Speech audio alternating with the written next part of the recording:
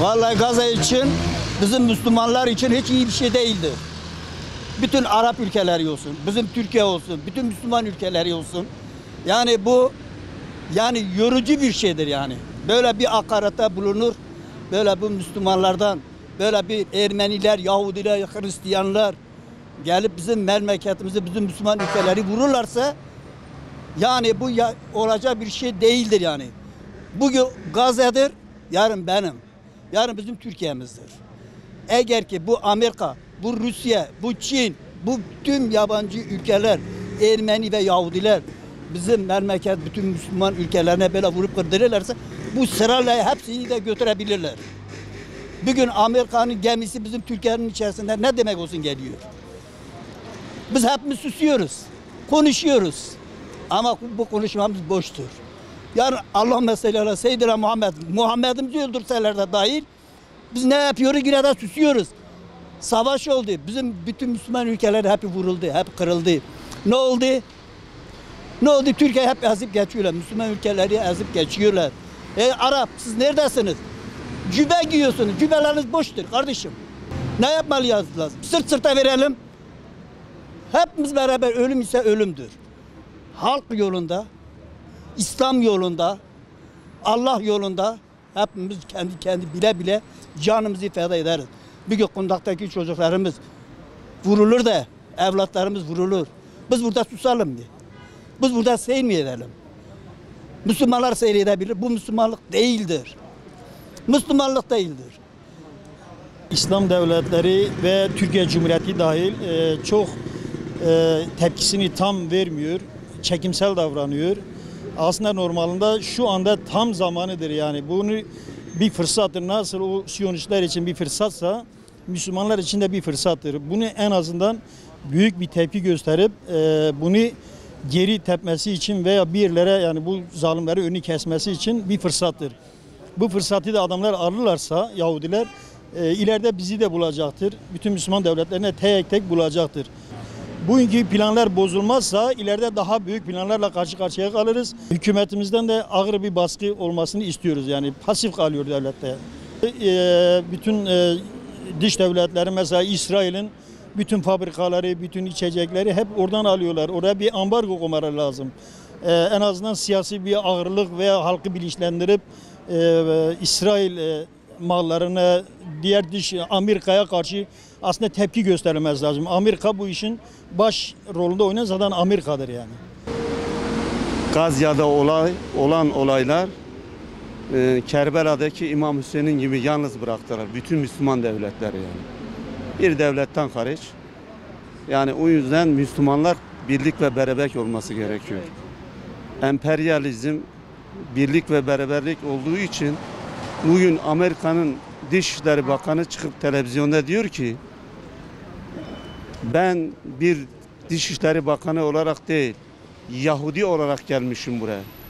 Oysa bizim mümin kardeşlerimiz Allah-u Teala diyor siz müminler kardeşsiniz nerede olursanız olun.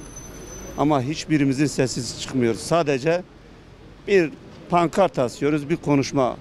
Ama Müslümanların desteği olması lazım. Birbirine desteği olması gerekiyor.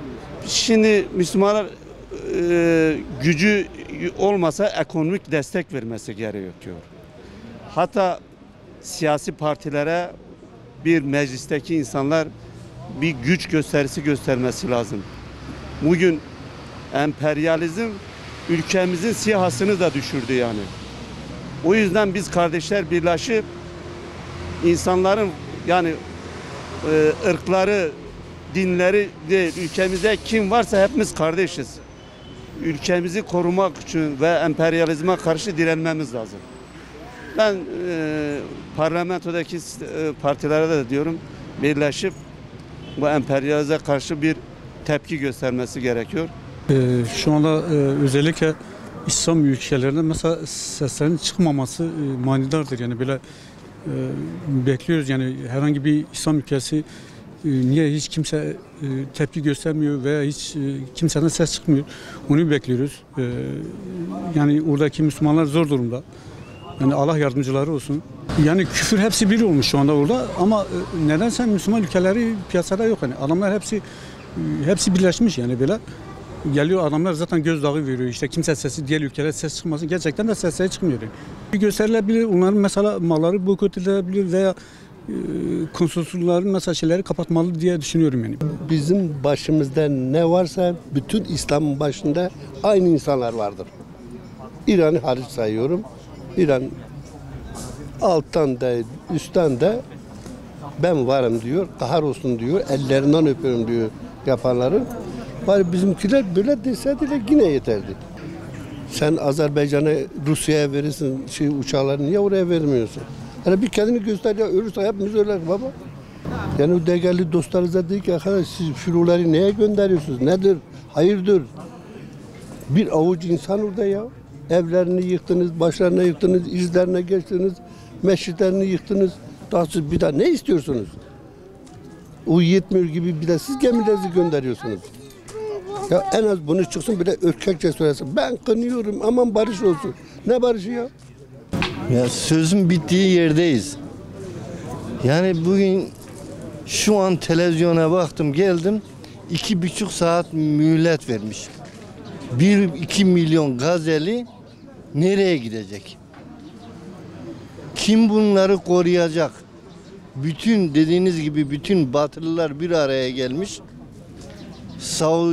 Savcıları da jandarma yani Amerika dünyanın jandarması oraya bir gemi göndermiş. Onun korkusundan ne Arabistan ne Arap Birleşik Devletleri ne Katar ne Ürdün hiçbir devletten çıt yok. Ondan sonra savaşta olan Suriye, Irak zaten daha önce perişan etmişler. Bu devletlerin içinde bir tane İran var. Bunları destekleyen. Ama onun da tek başına gücü yetmiyor. Ama bütün Avrupa birleşmiş. Şu an Paris'te, benim yaşadığım memlekette adam yürüyüşü bile yasakladı. Yürüyüş yasakladı. Yürüyüşü biliyor musunuz? Pankart tutmayı bile yasakladı. Bunlar böyle yaparken biz ne yapıyoruz? Ya artık televizyonlara da bakmak istemiyorum. Gerçekten televizyonlara da bakmak istemiyorum. Yani bu kadar zulüm. Yani kurban olduğum Allah inşallah Allah kayıp ordularını gönderir. İnşallah meleklerini gönderir bunları korumak için. Kalan kötülük de bize kalır. Yani büyüklerimizin dediği gibi gavurdan dost, domuzdan post olmaz. Yani bunu hepimiz bildiğimiz halde herkese dostumuz diyoruz. Allah sonumuzu hayır etsin. Hiç sonumuz hayra doğru da gitmiyor. Yani kurban olayım Allah bu milleti korusun. Çok büyük belalar gelecek ama ne zaman? O yetimlerin, o kadınların, o çocukların,